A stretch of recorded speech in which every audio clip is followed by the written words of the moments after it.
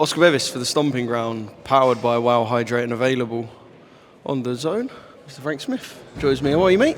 I'm good, mate. How are you? We're in rainy Ipswich.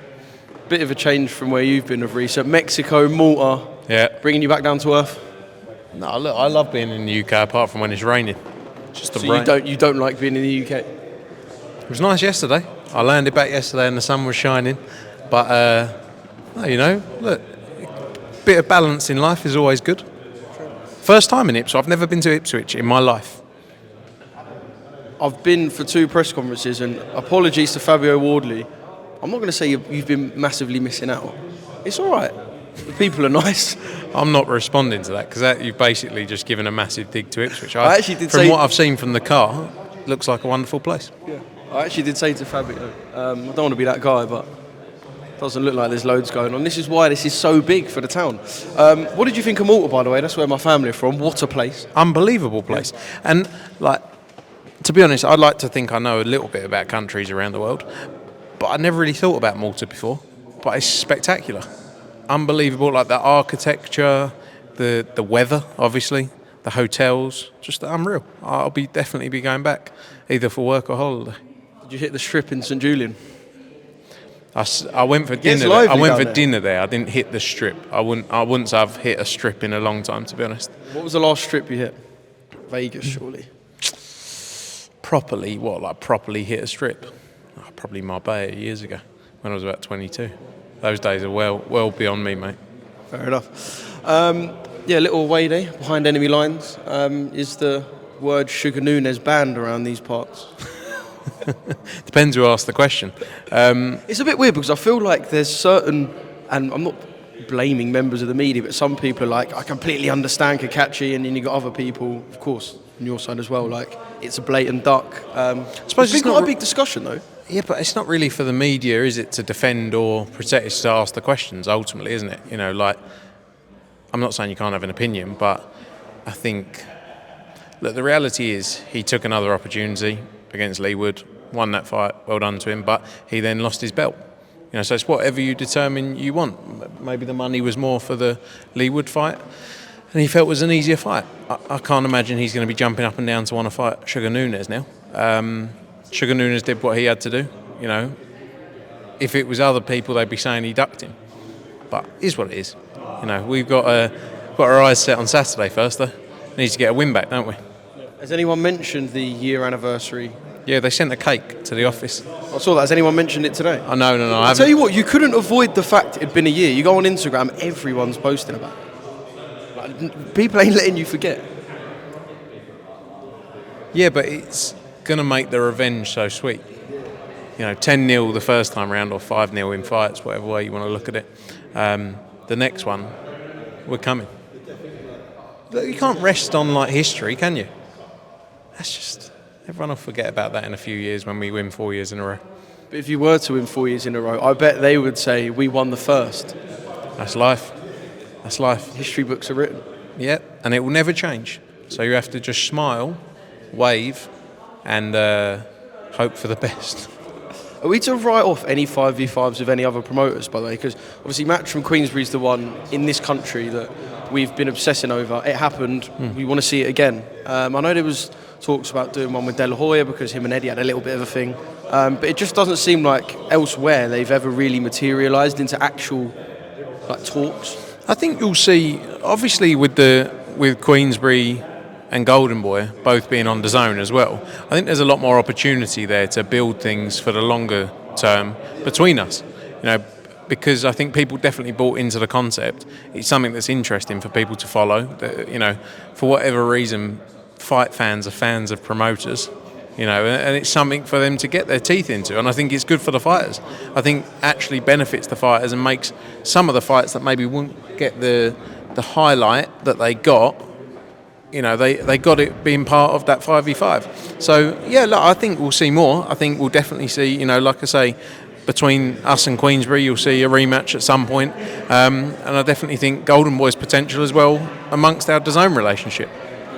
Do you find it odd that there's people who are fans of certain promoters? My mates who are boxing fans will be, I've got some that are if there's a Matchroom fighter, they're all of a sudden they're the world's biggest Sugar Nunes fans. when he's burst on the scene over the last year. And then I've got friends who are like buzzing that Queensberry won to. People do just tend to pick like a promotional side. It's good, isn't it? It's good. You know, like people read into it too much. It's just like, you know, it gives people something to follow. I like it. And I actually think that's what boxing could do with. Is more like a league franchise style format. Now, when we look at boxing as a whole and how can boxing be as big as it possibly can be, that for me is the way to do it. You know, but I think it's good that promoters have that support. Yeah. Right, Fabio Wardley, Justice Hooney. Is this pure confidence in Justice Hooney in the fact that we know you're going to go in, we're 80-90% sure you're going to beat Fabio Wardley, or is it, I don't want to say convenience, but quite convenient timing? An opening comes up. Let's see if you can go into the Lions Den and do the job. Which one would you? Look, I'll be honest, I think it's the toughest fight both fighters will have had in their career. You know, I think this is their first step up in that level, coming in against each other. You know, everyone knows and has seen what Fabio Wardley has done over the years. We've got a great relationship with Fabio, but I believe Justice Hooney is a tremendous fighter. I think he's had the momentum of activity. You know, I think he had 4 fights in something like a 14-month period. He's kept busy, and that's been the key. And he's always fit, he's always ready, hence why he jumped at this opportunity. You know, you can look at it either way, can't you? You can look at it from Fabio's perspective and say he was training for someone else and now he's fighting someone completely different in Justice Hooney. And you can say, well, Justice Hooney's taking a risk and stepping in there at last minute notice. But I believe Justice is a tremendous fighter, but I think it's going to be a brilliant fight. And I think this is why the sport's now in a good place, because fights like this are happening. Because when in the past would you have seen Fabio Wardley take a fight like this on, 4 weeks' notice or whatever it was, 5 weeks' notice? And the same with Justice Hooney. You know, proper fights, what we want to see, and Saturday night will be no different. It'll be a real test for both guys, but I believe Justice Hooney will be too good for Fabio Wardley. Yeah. Obviously, Fabio's done very well to get to where he is. We don't need to go through the story of his background because we've heard it a million times. Do you respect the fact that he's worked with you, he's worked with Queensberry, he went onto a boxer show for the first Fraser Clark fight, he's seeked out what's been best for him. It doesn't matter what it is or who it's with, what's been best for Fabio Wardley, he's gone, that's my option. 100%, and he's always kept relationships with people. That's why I say I like Fabio Wardley, I've always got on with him. It's just we're in different positions right now, aren't we? You know, like I'll continue to like him, I'd like him now. But I think it should be you doing the Portman Road show? I guess. Not necessarily. Like, you know, I think it's different stages of different fighters' careers that it makes sense to do things. Like you say, he went and obviously did that first Fraser Clark fight on the Boxer show at the O2. It was a brilliant fight, brilliant event. Then he went straight back in there, or went in there again for the rematch, and you know, obviously did a real job on Fraser Clark that night. But yeah, it's just boxing, isn't it? You get used to it. You know, that's the merry-go-round. Who knows what happens in 5 years' time? Could be Fabio with Matchroom in 5 years' time. Who knows? Who knows? Like I say, I like him. There's no... You will get on, yeah. Yeah. And I think, for the most part in boxing now, the relationships amongst fighters, promoters, whether you promote them or not, is good. And it's respectful of, you know, like, it's going to be a great fight, but we believe our man wins. Yeah. I know Dillian Whyte was meant to be on this card and he pulled out with injury. I know he hasn't had real big fight for a while. He was obviously meant to fight Joe Joyce. Did not even know that. I thought he was still fighting. Yeah, pulled out with injury. He was meant to fight Joe Joyce yesterday. Did not know that. I found out for a Frank Warren interview. But hasn't had a big fight for a while. Was meant to fight Joyce. Hasn't fought. Isn't going to fight on this show. We kind of get into the point where we have to perhaps just right away talk of revisiting him and Joshua and mentioning him in big heavyweight fights. Because him and Joshua is still like... Still a great fight. It's still a great fight, but is it way apart now? Who knows? Like, you can write so much off in boxing, can't you? You can say so many things about, is this fight happen? Can this fight happen? And you know, is this fight finished?